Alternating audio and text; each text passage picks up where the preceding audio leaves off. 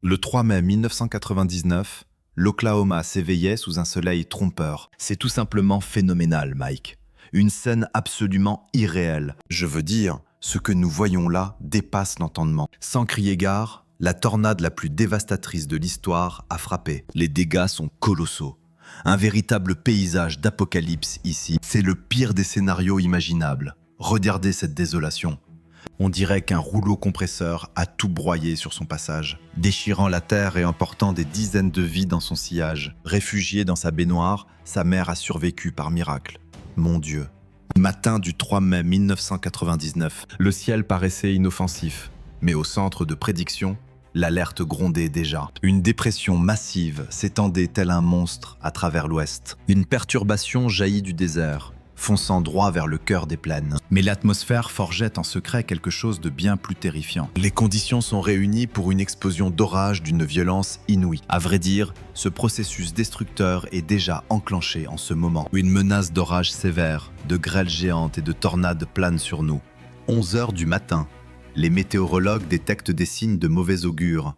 À 350 milles de Bridge Creek, des vents furieux s'intensifient, s'engouffrant dans les cieux, invisible à l'œil nu mais traqué par radar. Les images satellites confirment cette observation glaciale, forçant les autorités à élever le niveau d'alerte sur les plaines du sud. 15h20. Un orage monstrueux prend vie dans le comté de Tillman. 15h49.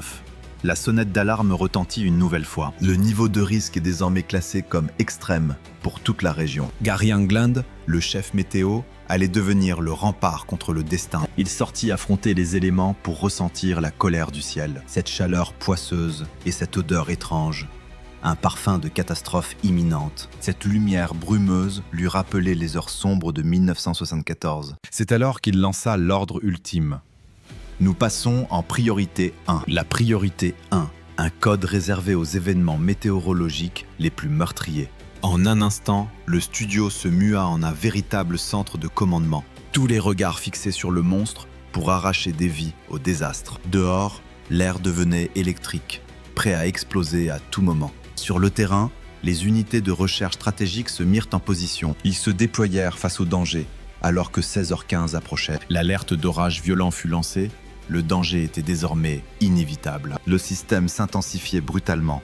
16h50. La rotation au cœur de la supercellule se resserra comme un étau.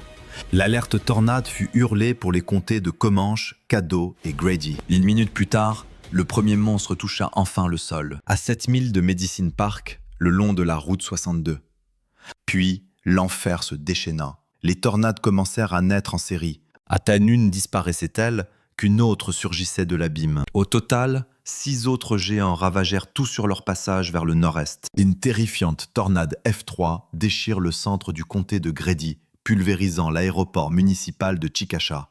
Voici un monstre colossal, une F3 ou 4, un prédateur mortel sur une trajectoire infinie. La bête s'abat sur les secteurs nord de Chickasha, fonçant droit vers la zone de l'aéroport. 18h23.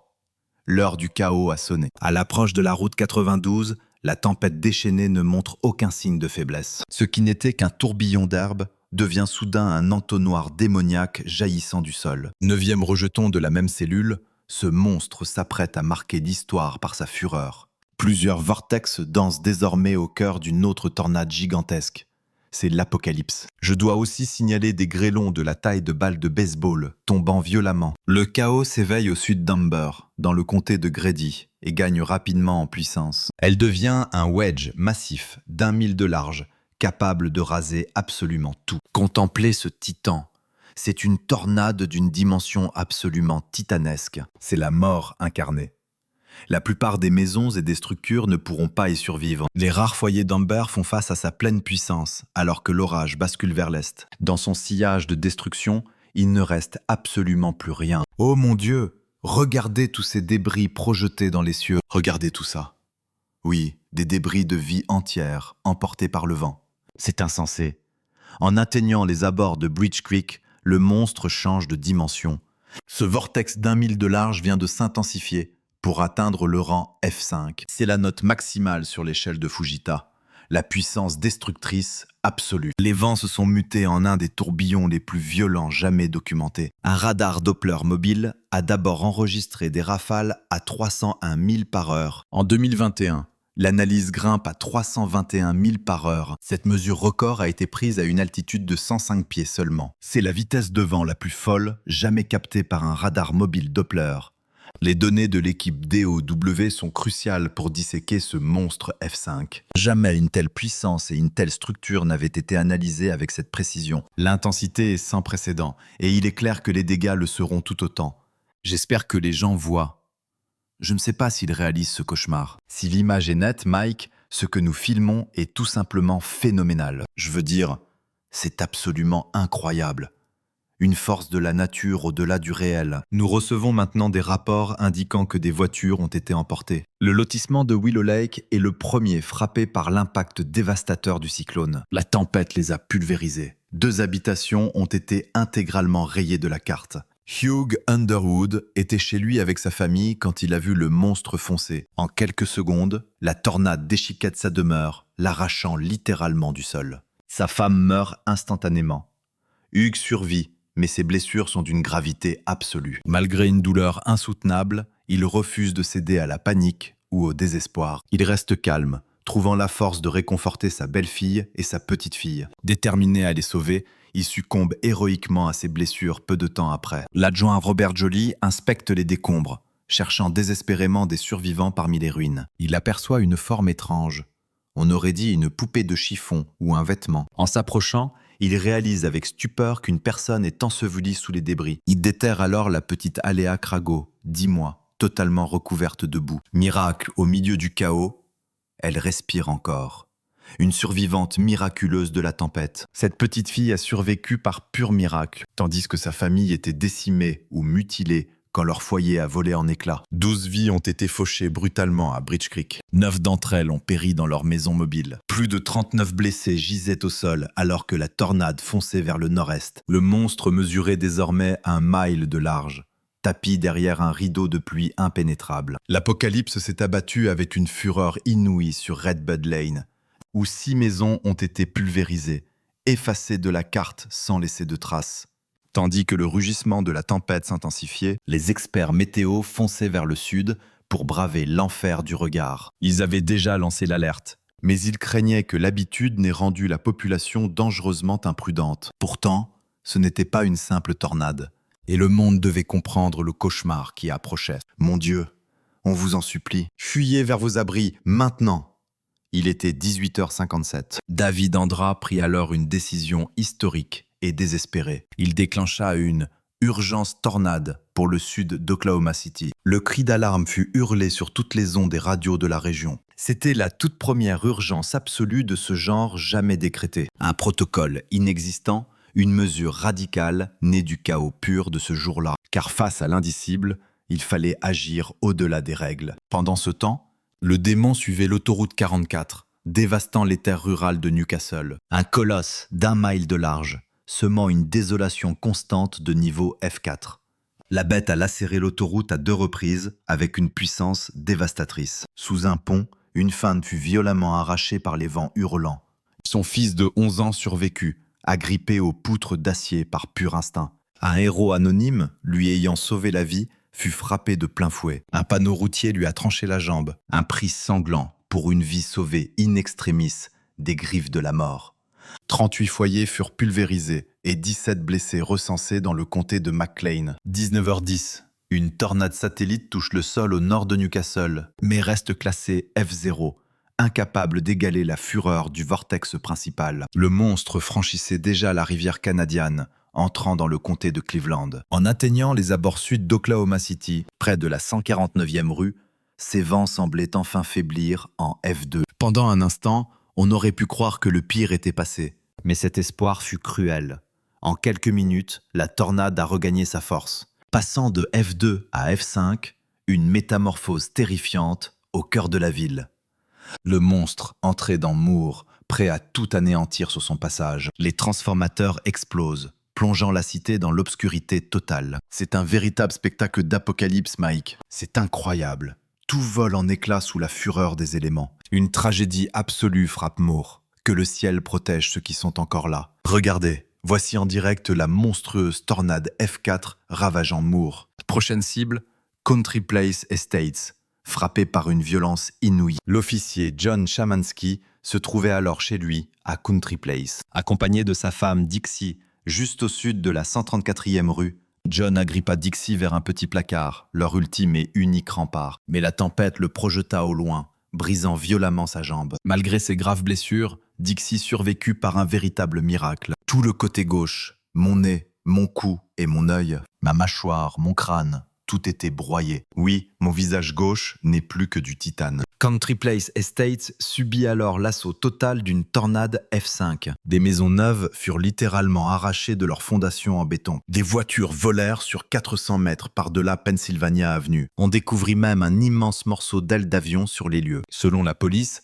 cet engin fut arraché à un appareil. Un avion pulvérisé à l'aéroport de Chickasha, à 48 km d'ici. Nous sommes actuellement sur la 134e rue sud-ouest, entre May et Penn, au cœur du quartier de Country Place. Comme vous le voyez, nous sommes arrivés sur cette scène d'horreur, à peine 5 minutes après le passage dévastateur du monstre. Country Place dévasté, le vortex fonça vers la zone de Greenbrier. À Eastlake Estates, le chaos atteignit un niveau terrifiant. Les demeures n'étaient pas juste emportées. Elles étaient pulvérisées. Les vents projetèrent des véhicules méconnaissables à des kilomètres. Des plaques d'égout de 115 kilos furent aspirées par le ciel, emportées comme de simples fœtus de paille. Grâce aux alertes incessantes, des centaines d'habitants étaient déjà à l'abri. Près d'ici, une cérémonie débutait au lycée de Westmoor. À l'annonce du danger, la direction réagit à une vitesse fulgurante, évacuant 400 parents et élèves hors de l'auditorium. Tous furent confinés dans les couloirs et sanitaires blindés. Un silence de mort régnait tandis que l'enfer approchait. L'école fut épargnée,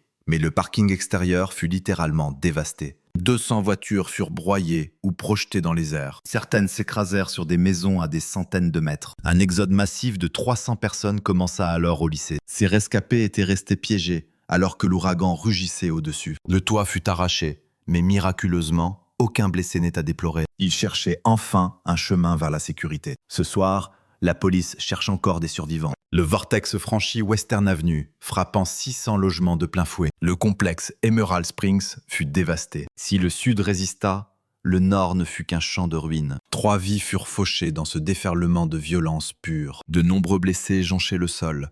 La terre portait des cicatrices béantes. Regency Park.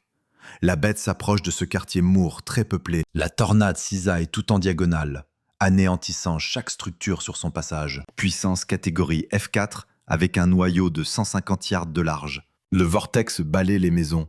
Un coffre-fort massif, pourtant scellé au sol, est arraché avec violence, puis projeté à travers le toit d'une autre demeure. La structure s'effondre. Une voiture est catapultée sur les débris d'un garage, bloquant presque l'évacuation du refuge souterrain situé juste en dessous. 4 vies sont fauchées à l'est de Regency Park. Bilan tragique. Mais l'enfer continue. Explosion massive. C'est un chaos total et terrifiant. Écoutez bien. Les vents hurlent à plus de 320 km/h. Le monstre fonce vers l'autoroute 35. Le ciel est noir de débris. Nous vous supplions, cachez-vous immédiatement, n'attendez plus une seule seconde. Trouvez le point le plus bas possible. Allez-y maintenant, fuyez. Sur l'autoroute 35, abandonnez vos véhicules. Partez vers l'est, vite. Vers la base Tinker, mettez-vous à l'abri. Ne jouez pas avec la mort. L'école Kelly est dévastée. Le Titan fond ensuite sur Highland Park. Malgré une légère perte de puissance, sa rage destructrice reste absolue. Des maisons sont rayées de la carte. Une désolation dépassant toute imagination. Le vent a tout balayé, ne laissant que des dalles de béton nues. Ce cliché de fondation vide devient le symbole d'une apocalypse F5. Après la 89e rue sud-ouest, la menace change brusquement de trajectoire. Près de l'autoroute 240, un terminal gigantesque se dresse. Ce complexe massif se trouve directement sur la route du prédateur aérien. La tornade entame un arc vers le nord. Elle frappe la 240. À 1 mile de Sun City Lane, elle déchire la 240. Au niveau de City Lane, les dégâts sont monstrueux. C'est un carnage. Un wagon de 18 tonnes est soulevé des rails comme un simple jouet, projeté sur plus d'1 kilomètre. Le sol est labouré d'entailles profondes. Il a rebondi, volant sur 100 yards avant de s'écraser violemment au sol. Le vortex fonce vers Parkview, Le cauchemar se poursuit sans pitié. Bien que l'entonnoir rétrécisse, sa fureur déchiquette chaque demeure, une par une. Elle entre dans Del City. Les mots manquent pour décrire cette horreur. Une pression titanesque. Les éclats de verre et la terre volent partout. Le temps s'arrête, puis finalement, le monstre s'éloigne enfin de nous. Je voyais le jour à travers ma maison en ruine. Délaire et rasé. Ce quartier dense n'est plus qu'un amas de bois broyé et de poussière. Le vortex dévie, frôlant des appartements pour frapper la base aérienne. Il dévaste les terrains de sport de Tinker dans un fracas de métal. Direction nord, longeant l'autoroute 40, déchaînant une puissance brute incroyable. L'entonnoir déchire une zone commerciale massive. 800 véhicules sont broyés. Le parc de Hudibourg est dévasté. Des dizaines de voitures s'envolent. Projetée par-dessus l'autoroute sur 300 yards, pluie de métal. Elle percute les bâtiments d'en face. Hôtels et commerces sont pulvérisés. Le centre médical de Moore est anéanti par ces vents démoniaques. Commerces et motels, tout disparaît. Le Hampton Inn et l'université Rose State ne sont plus que ruines. Leurs voitures jonchent le sol, tordues comme du vulgaire métal froissé. Ils luttent pour extraire les survivants des décombres, Mike. C'est le pire scénario imaginable. Un véritable cauchemar éveillé. D'abord classée F4, cette tornade s'est révélée être une monstrueuse F5. Son ultime sillage meurtrier a balayé violemment le quartier de Holloway Park, rasant des dizaines de foyers et fauchant ses dernières victimes. Après 1 heure et demie d'enfer, le monstre s'est enfin volatilisé. En franchissant l'avenue Reynaud, le chaos a frappé une dernière fois. Les vents ont faibli et l'entonnoir s'est dissipé 3 blocs plus au nord. Derrière lui, un sillage de mort. On se croirait en pleine zone de guerre. Rien ne peut être plus atroce que ce spectacle de désolation absolue. Tout le quartier a été littéralement rayé de la carte des vivants. Ma belle-sœur, elle n'a pas survécu à ce massacre atmosphérique. Elle est allongée là-bas, sans vie, dans la baignoire. Mon Dieu, la police évacue d'urgence chaque habitant de la ville de Moore. Ils fuient Moore aussi vite que possible pour échapper au néant. Un désastre inouï. Des centaines de véhicules broyés gisent au sol. Des immeubles entiers effacés, tout un lotissement pulvérisé par cette puissance. 21h25, un nouveau monstre s'abat sur le comté de Logan. L'Oklahoma tremble, alors que Mulhall se retrouve sur sa trajectoire fatale. Au nord de Guthrie, les radars captent l'inimaginable puissance de la tempête. 1600 mètres de largeur. Un vortex d'une envergure jamais vue. Les vents atteignent des sommets de violence aux extrémités de l'entonnoir. C'est le secteur de Mulhall. Quelqu'un est-il au cœur de cet enfer? La menace progresse vers le nord-est, le long de l'autoroute 74. Ce titan de 4,3 miles rugit à une vitesse terrifiante. C'est officiellement la plus vaste tornade jamais enregistrée par l'homme. Un système complexe de multiples vortex orbite violemment autour du tube principal. Des vents records. Une puissance brute initialement classée F4, 70% de Mulhall est anéanti avant 22h45. Le comté de Noble est frappé, à 3 miles de la ville de Perry. Pourtant, le cauchemar était loin de toucher à sa fin. Vers Mulhall, un nouveau prédateur atmosphérique commence à prendre forme. Secteur de Guthrie, mettez-vous à l'abri immédiatement. Le danger est imminent. Quelques minutes s'écoulent et à 22h56, l'irréparable arrive. Une tornade F3 déchire le sol au sud de Crescent. Elle achève de détruire ce que le précédent monstre avait épargné. Quand le silence revient enfin, le spectacle de la dévastation est terrifiant. Un sillage de désolation long de 39 miles a balayé la région. Le Titan F5 laisse une cicatrice indélébile sur tout l'Oklahoma. Des vents records, soufflant à plus de 500 km par heure. On sentait la pression atmosphérique chuter. Le vent hurlait à nos oreilles. Puis, une sorte de brume glaciale nous a enveloppés, tel un linceul. Entassé dans ce placard, je priais pour que nous survivions à l'impossible. L'air est devenu irrespirable. L'odeur âcre du gaz annonce un danger imminent et mortel. La terreur règne ici. Plus d'électricité, plus de lumière, le quartier est plongé dans l'abîme. L'eau et le gaz jaillissent des ruines. Les secours s'enfoncent dans cet enfer dévasté. Ils fouillent chaque carcasse d'acier et chaque amas de béton, cherchant désespérément un survivant. 8000 foyers et 1000 appartements ont été pulvérisés par cette puissance dévastatrice, brute. 260 commerces et 7 églises sont désormais rayés de la surface terrestre. Les dégâts atteignent 1,2 milliard de dollars. Bridge Creek entre dans l'histoire. Cette tornade est la première aux États-Unis à briser ce record financier terrifiant. Sa fureur égalait le monstre de Cimarron City, mais sa cruauté était bien plus insatiable. Le bilan humain est une tragédie absolue. 36 vies ont été fauchées par l'orage. Le monstre a tué sur le coup, puis 5 autres victimes ont succombé plus tard. C'est le sillage de mort le plus meurtrier de l'Oklahoma depuis des décennies sombres. Un carnage inédit depuis la catastrophe de Woodward en 1947. 107 morts autrefois. Mais cette fois, les ondes allaient sauver des milliers d'âmes. Ces alertes ont offert des minutes vitales aux habitants pour fuir la colère du ciel. Sans elles, le bilan aurait dépassé 600 morts. Le chaos s'efface, les souvenirs restent. Les maisons renaissent, mais l'ombre du 3 mai 1999 plane toujours. L'Oklahoma n'oubliera jamais.